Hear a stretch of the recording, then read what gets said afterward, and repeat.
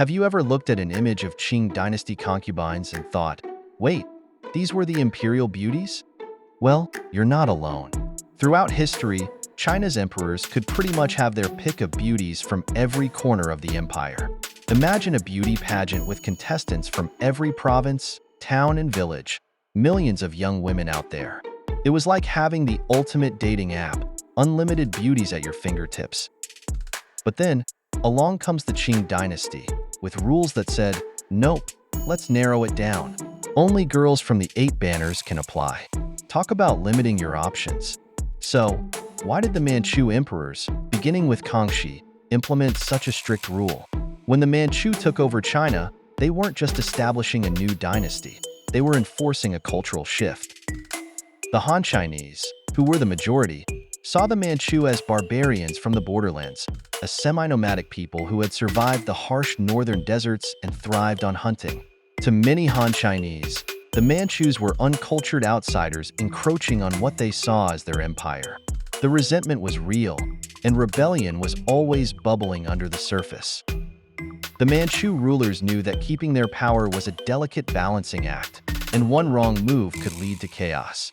History shows us countless emperors brought down by palace intrigue, especially when it involved influential consorts with powerful family ties.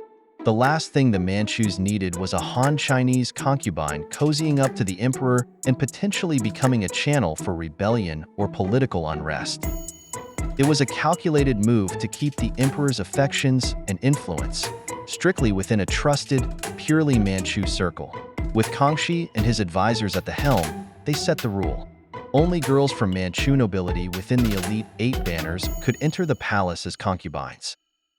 Now, why the 8 banners?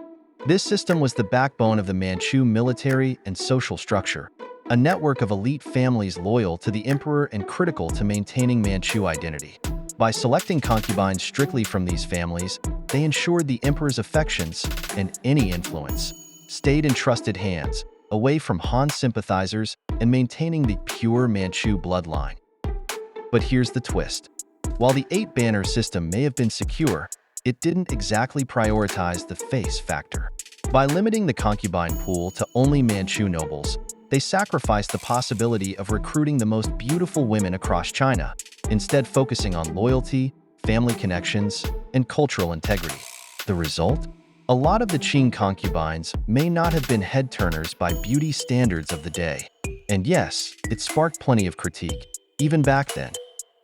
So, next time you see a portrait of a Qing dynasty concubine and wonder why these concubines often didn't match the stunning beauty's image we've come to expect from imperial harems, remember, these girls' position weren't just about aesthetics.